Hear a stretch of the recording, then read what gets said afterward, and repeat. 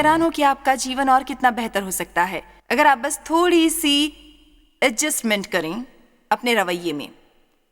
और मैंने ये पता लगाया है कि कितने गलत रवैये से जिनमें आप पढ़ सकते हैं और कितने सही रवैये हैं जिन्हें रखने की हमें ज़रूरत है, कि हमें अपने रवैये सही करने की ज़रूरत है हर रोज़ के जीवन में। आप जानते हैं ये काफ़ी आसान है। उदाहरण के लिए संतुष्ट हो जाना,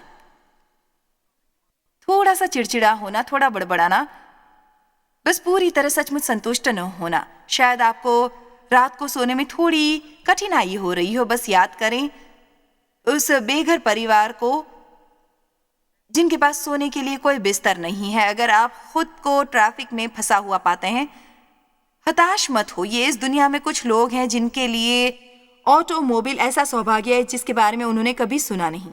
अगर आपका दिन काम पर खराब गुजरे, उस आदमी के बारे में सोचिए जिसके पास काम नहीं है। अगर आप किसी रिश्ते में दुखी हैं, कष्टदायी हैं, उस व्यक्ति के बारे में सोचिए जिसे कभी ये नहीं पता कि प्यार क्या होता है, उसके कोई संबंधी नहीं।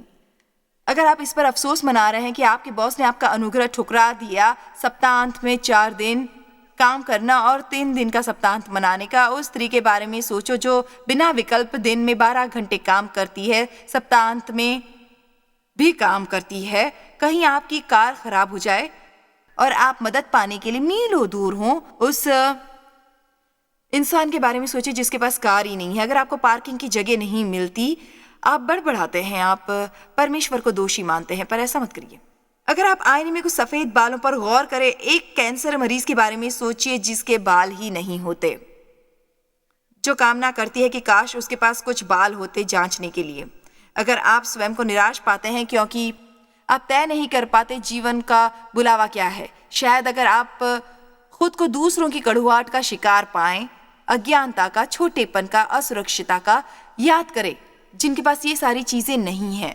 बहुत किस्म के रवैये होते हैं, सकारात्मक रवैया, नकारात्मक रवैया।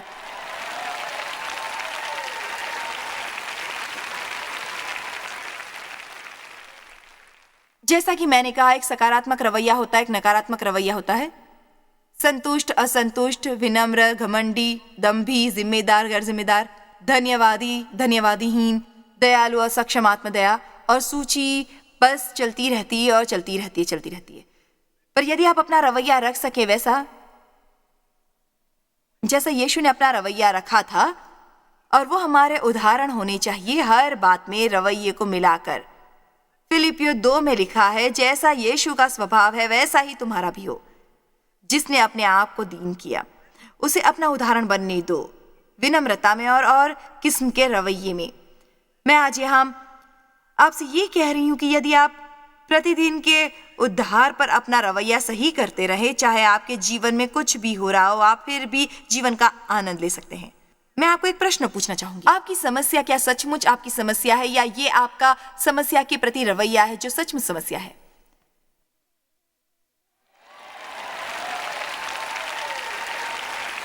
एक बार और, क्या आपका रवैया सचमुच आपकी समस्या है? मेरा मतलब, क्या आपकी समस्या सचमुच आपकी समस्या है, या ये आपका रवैया है जो आपकी समस्या के प्रति है? वो आपकी समस्या है। आप जानते हैं कि संसार में कुछ लोग हैं जिनकी भी बिल्कुल वही समस्या है जो तुम्हारी है, और बहुत से लोग वैसे हैं।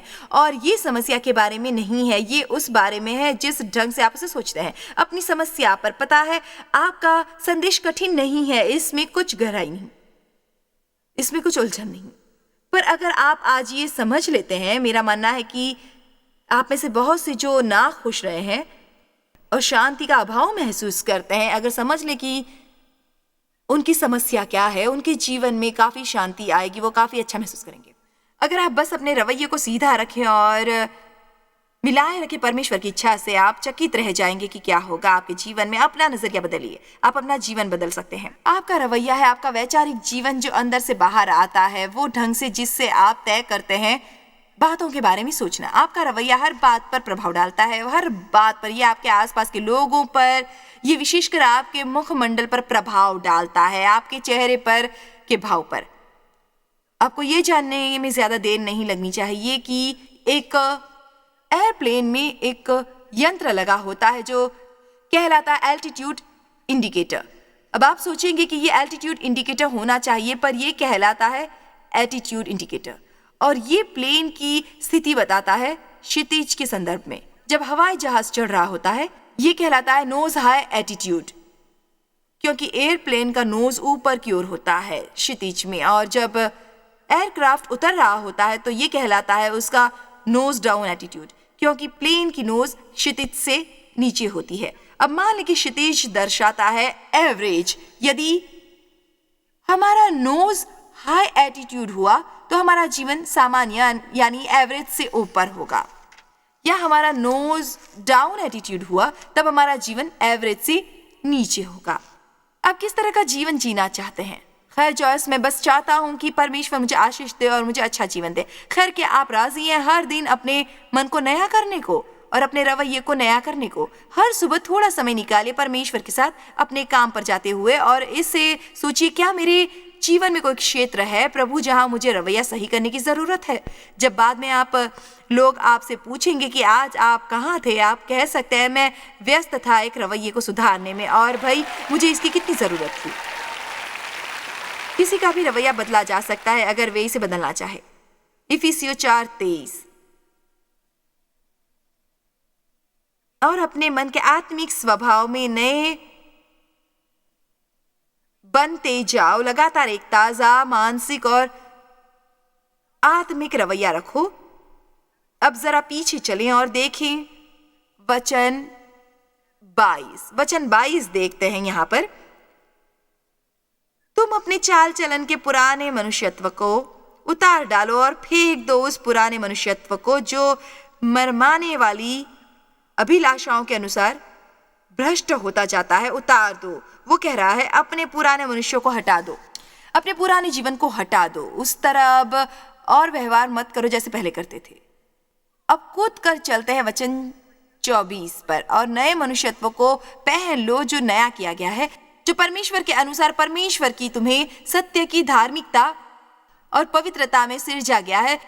तो वचन 22 कहता है पुराने आदमी की तरह बर्ताव करना बंद कर दो। वचन 24 कहता है नई सृष्टि की तरह व्यवहार करना शुरू कर दो जो तुम अब हो। अब वचन 23 वो पुल है जहां से कैसे हम पुराने मनुष्य की तरह व्यवहार करने से नए मनुष्य की तरह व्यवहार करने की ओर जाते हैं। चलो वचन 23 फिर ऊपर दिखाएं और अपने मन के आत्मिक स्वभाव में नए बनते जाओ। आपको पता है ये जीवन में हमारा रवैया है ना कि अभी क्षमता जो तय करेगा आपकी सफलता का स्तर। आपको इतना ज्यादा इसकी फिक्र करने की ज्यादा जरूरत तो नहीं है। आप शायद काम पर किसी से जलन महसूस करते हैं कि उसका प्रमोशन हो गया पर आपका नहीं हुआ, पर आप परमेश्वर पर अगर छोड़ देंगे और अपना एटीट्यूड सुधारेंगे आपका भी प्रमोशन होगा जब औरों का नहीं होगा। मैं किसी ऐसे के साथ काम करना बेहतर समझूंगी जिसका रवैया बढ़िया हो, और शायद वो सबसे तेजदार यंत्र न हो पूरे बॉक्स में, किसी की तरह जिसके पास सचमुच सब कुछ जुटा हुआ है और वो किसी भी काम का नहीं है, किसी के काम नहीं आता। ये एक वैसा इंसान है जो सिर्फ अपने बारे में सोचता है, जिसका एटीट्यूड खुद का हो। आप हैरान होंगे कि कैसे पवित्र आत्मा आपके साथ जुड़ जाता है यदि आप एक अच्छे रवैये वाले हैं।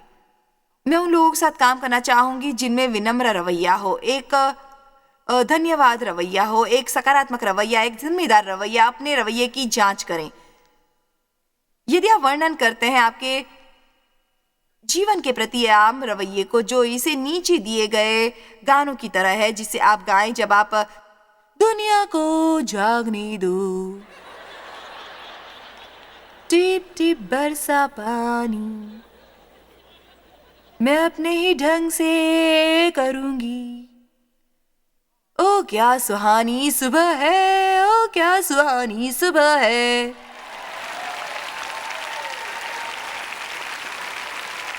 ओ मुझे आपको बताना होगा कि शुरुआती सालों में डेव और मेरे वैवाहिक जीवन में जब वास्तव में परमेश्वर को चांस मिला मेरे ऊपर काम करने के लिए, मैं सचमुच गंभीर, अकड़ू और बुरे रवैये वाली औरत थी।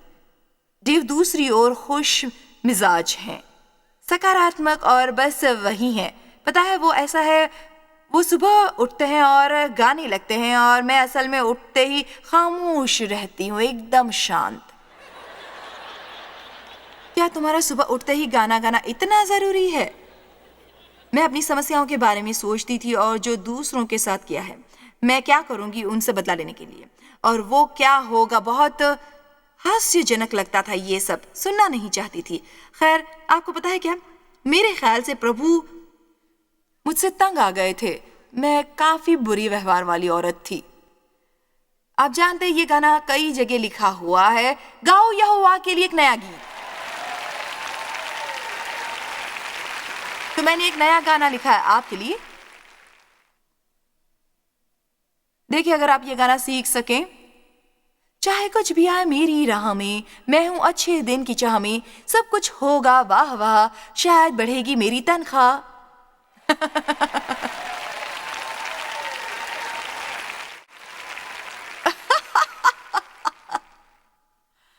मैं आपको बता दूं, मेरे ख्याल से वर्शिप टीम मेरे पीछे पड़ेगी कि मैं उनकी लीड सिंगर कैसे बनूं।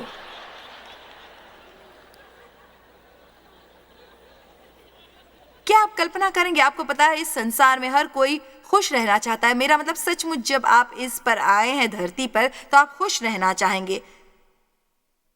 आप शादी से खुश रहना चाहेंगे। आप सचमुच खुश रहना चाहेंगे। मेरा मतलब है कि क्या आप नहीं रहना चाहेंगे यहाँ खुश? पर एक गलती जो हम सब करते हैं कि हम कैसे सोचते हैं कि हम वहां तक पहुंचने वाले हैं। क्या ये ऐसा है जैसे आप रेगिस्तान में हैं और आपको प्यास लगती है और आप धूप में चमक देखते हैं, आपको लगता है कि वहां पर पानी है, और जब आप वहां पर जाते हैं तो वो सिर्फ रेत की चमक होती है और कुछ नहीं, सिर्फ वो पानी जैसा दिखता है। मुझे यकीन है आपने वो रेगिस्तान कहीं फिल्मों में देखा होगा, जहाँ वो लोग बस प्यासे मरने की राह देखते हैं। वे जाते हैं और उनमें कूद पड़ते हैं और वे सोचते हैं कि ये पानी का तालाब है, और असल में वे रेत में ही गोते लगा रहे होते हैं।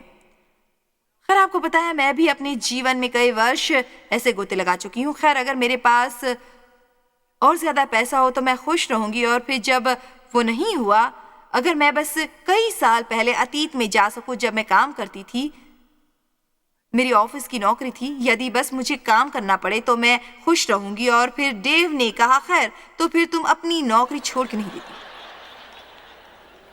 तो फिर मैं ऐसे भी, खैर अगर मैं बस घर से निकल सकूं कभी कभार, फिर मैं खुश रहूंगी।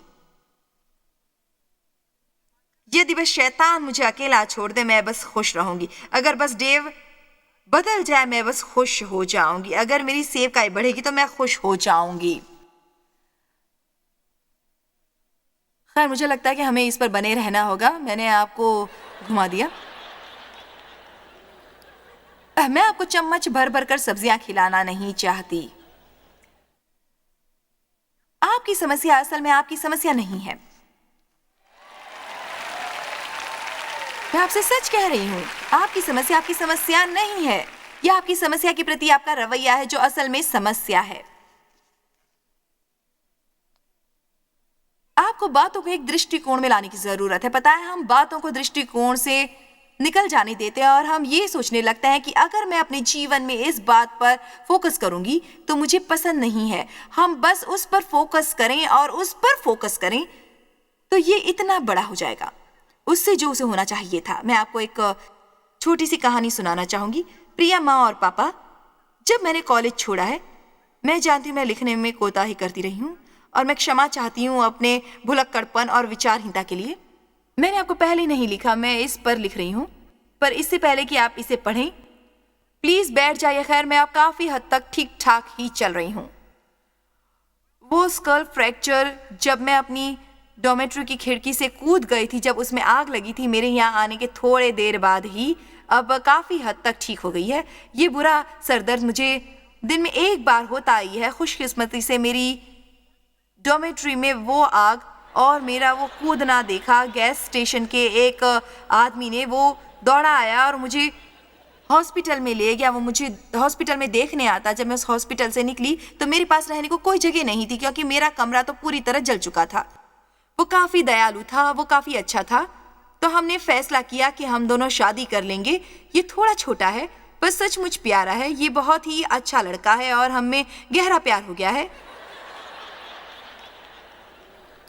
हाँ माँ और पापा, मैं प्रेग्नेंट हूँ और मुझे पता है आप कितने उतावले हैं नाना नानी बनने के लिए, और मुझे पता है आप उस बच्चे का बहुत अच्छे से स्वागत करेंगे अपने परिवार में। हमारी शादी में देर हो गई क्योंकि मेरे बॉयफ्रेंड को एक इन्फेक्शन था और लापरवाही की वजह से मुझे भी वो लग गया था। और हालांकि मैं जानती हूँ कि आप उसका हमारे परिवार में बाहें फैलाकर स्वागत करेंगे। आखिरकार वो दयालु और हालांकि वो ज्यादा पढ़ा लिखा नहीं है, हालांकि वो अलग ही जाति का है और अलग धर्म का है, हमारे धर्म का नहीं है। मैं जानती हूँ आप काफ़ी अच्छे हैं, आप उसे स्वीकार कर लेंगे। अब मैं आपको आखिर में बताना चाहती हूँ कि वहाँ पर मेरे कमरे में कोई आग नहीं लगी थी, मुझे कोई फ्रैक्चर नहीं हुआ था, मैं किसी हॉस्पिटल में नहीं थी, मैं प्रेग्नेंट नहीं हूँ, मैं इन्फेक्टेड नहीं हूँ और मेरे जीवन में कोई बॉयफ्रेंड नहीं है। हालांकि मैं हिस्ट्री और साइंस में फेल हो रही हूँ और मैं चाहती थी कि मैं आपको सही दृष्टिकोण दिला सकूं।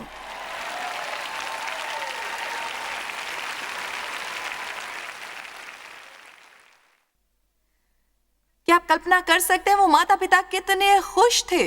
ओ धन्यवाद प्रभु, बस इतना ही कि वे स्कूल में फेल हो रही है।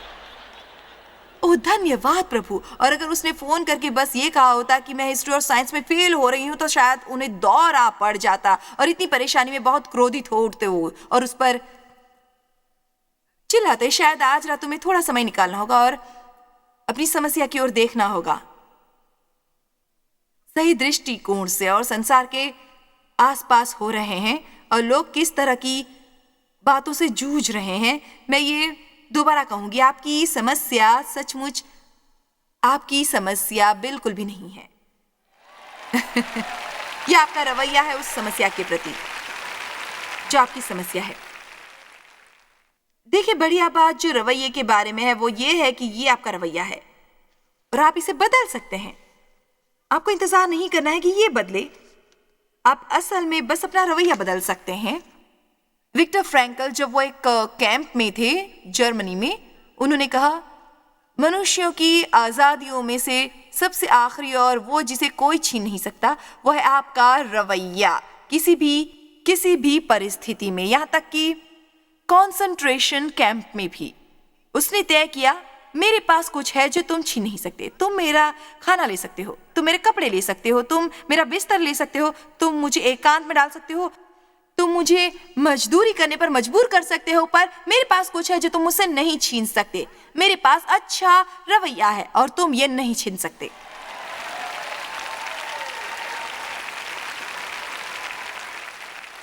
देखा, मैंने आपसे कहा था ना कि आज हम सब अपने रवैये में सुधार लाएंगे।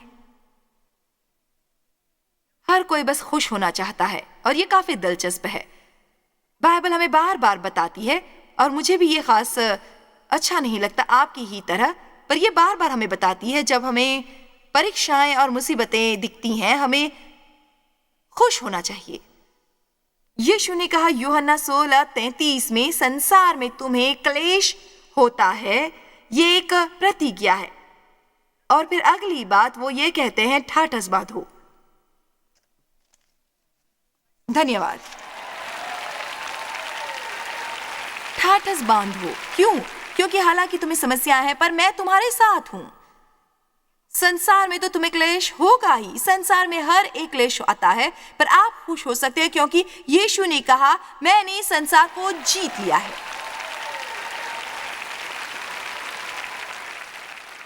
हमें बस बंद करना है अपनी समस्याओं से परेशान होना और बस आनंदित होना है कि हमारे जीवन में परमेश्वर हैं। किसी दिन मुझसे किसी ने ये कहा, खैर, और ये काफी बड़े आकार की समस्या थी, खैर मेरे ख्याल से हमें परमेश्वर पर भरोसा करना होगा, परमेश्वर पर भरोसा कर सकते हैं। ये कितना बड़ा सम्मान है कि हमारा वो परमेश्वर है जो विश्वसनीय है, जिसे हम जानते हैं कि वो हमसे प्रेम करता है, जिसके पास समस्त शक्ति और समस्त बुद्धि और समस्त ज्ञान है, जो सारा समय सारी जगह है, एक क्षण के लिए भी जो हमसे नजर नहीं हटाता। और वो एक तरह से मुझे लगा कि ये गलत तरीका है और मैंने सोचा पता है क्या, मैं ये कहते कहते तंग आ गई हूं कि मैं ये सुनते सुनते तंग आ गई हूं। मैं परमेश्वर पर बस भरोसा ही नहीं करना पड़ता, हमें परमेश्वर पर भरोसा करने को मिलता है हमारे जीवन की हर एक परिस्थिति में। ये एक अच्छा मौका है कि हम परमेश्वर को समझें। परमेश्वर के बगैर कोई आशा नहीं हमारे जीवन में, वरना हम पीछा करते रहेंगे मृग तृष्णा का अपने जीवन में। खैर, ये सचमुच वो नहीं जो मैंने सोचा था कि होगा। आखिरकार याकूब 1 मैं खुद को रोक नहीं पा रही थी, पर देखो, आपको आश्वस्त तो होना होगा कि चाहे आपको समस्याएं हैं, आप फिर भी खुश रह सकते हैं, क्योंकि अगर आप आश्वस्त नहीं तो आप खुश नहीं। खैर जॉयस, पर मुझे लगता है यही समस्या है वहीं पर मुझे बस लगता है, मैं बस सोचता हूं, मैं इस बारे में बात नहीं करना चाहती हूं कि आपको कैसा लगता है और आप कैसा महसूस करते हैं। आप किसे जानते हैं, वचन क्या कहता है। चलो जरा गहराई में जाते हैं, और हमें परमेश्वर के साथ एक गहरा रिश्ता चाहिए। हमें उससे परे जाना है जो हम चाहते हैं, हम सोचते हैं और महसूस करते हैं। हमें परमेश्वर के साथ अपना जीवन स्थापित करना है, सिर्फ परमेश्वर के साथ अपने जीवन में बार बार। हर कोई इस वक्त अमेरिका में चिंता महसूस कर रहा है। कुछ पास नहीं किया जाता, और क्या होने वाला है बैंकों में, और क्या होने वाला है मार्केट में, और क्या होने वाला है। और पता है, मैं ये नहीं सुझाव दे रही हूँ कि आप अपनी बुद्धिमत्ता इस्तेमाल न करें, पर आपको पता है क्या, परमेश्वर के पास एक योजना है, और मुझे पता नहीं ये क्या है, और शायद मुझे इसकी परवाह नहीं है, पर ये एक योजना है, और परमेश्वर फिर भी हम सबकी देखभाल करेंगे, इस तरह या किसी और तरह से, अगर हमने वो किया है जो वो चाहते हैं कि हम करें परमेश्वर के जीवन में।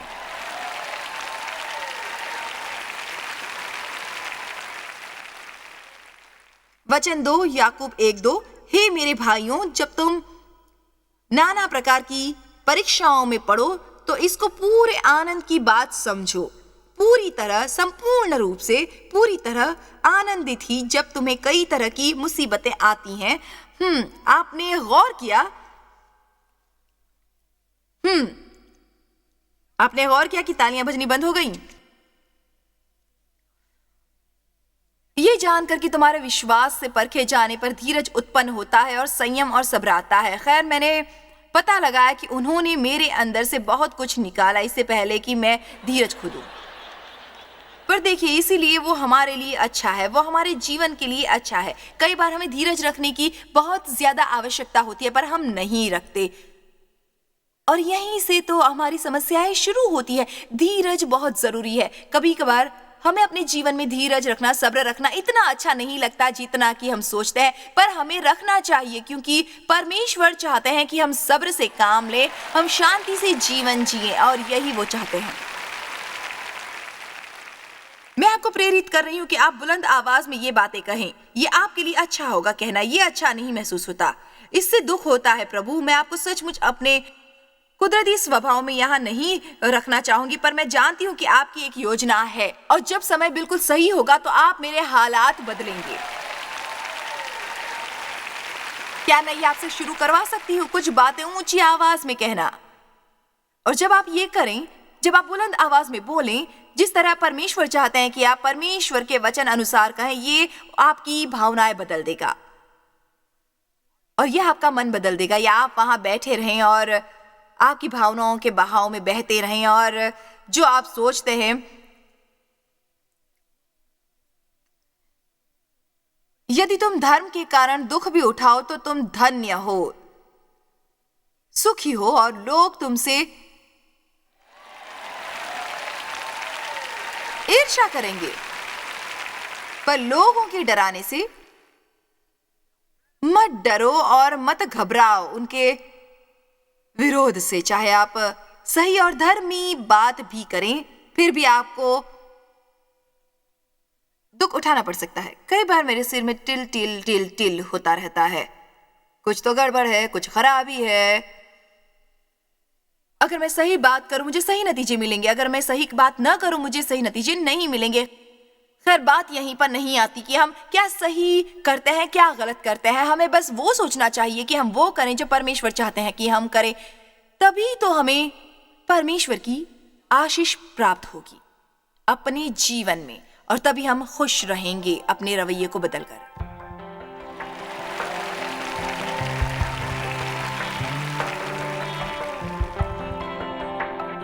मेरा मानना है कि उनमें से एक सबसे बढ़िया बात यह है कि जो हम कर सकते हैं कि उन्हें ये जो जरूरतमंद है अपने प्रेम भरे हृदय से और उसे एक बढ़िया रवैया रख कर करें। यीशु आए और उन्होंने हमें दिया, परमेश्वर ने अपना इकलौता पुत्र दे दिया, जहाँ कहीं भी यीशु गए वो लोगों की मदद कर रहे थे। वो हमेशा गरीबों की मदद करते। हमें उन लोगों की मदद करने की जरूरत है जो हमसे कम भाग्यशाली है। मैं आपको आज उत्साहित कर रही हूँ कि आप आगे आएं और उन लोगों की मदद करें जिन्हें आपकी मदद की जरूरत है। कभी ये मत सोचिएगा कि मेरे अकेले से क्या होगा। बिल्कुल हो सकता है। अगर आप एक हाथ बढ़ाएंगे कोई और दूसरा हाथ बढ़ाएगा। इस तरह एक एक करके कई सारे हाथ आएंगे और इससे काफी लोगों के जीवन में मदद हो सकती है। आपको पता है कितने लोग ऐसे जिनके पास पीने का सही ढंग से पानी भी नहीं है और हमें आपकी जरूरत है इन तक पहुंचने में। अगर आप अपना थोड़ा सा योगदान हम तक भेजेंगे तो हम लोगों की काफी मदद कर पाएंगे। परमेश्वर आशीष दे। जॉय स्माइल मिनिस्ट्रीज में आप हमारे लिए कितने अहम हैं, इसका आपको अंदाजा नहीं। हम आपके आभारी हैं और हम धन्यवाद करते हैं अपने सब मित्रों और सहयोगियों का कि उन्होंने इस विश्वव्यापी सेवकाई को संभव बनाया। मिलकर हम भूखों को खिला रहे हैं, गरीबों को पहना रहे हैं और कई देशों में सुसमाचार पहुंचा रहे हैं। कृपया हमसे संपर्क करें या विजिट करें jmmindia.org पर। आज ही अपनी प्रार्थना के अनुरोध बताने के लिए, हमारे साधनों के बारे में और जानकारी और जॉयस की सभाओं का शेड्यूल जानने के लिए और हमारे सहयोगी बन जाएं दुनिया भर में मसीह का प्रेम बांटने के लिए।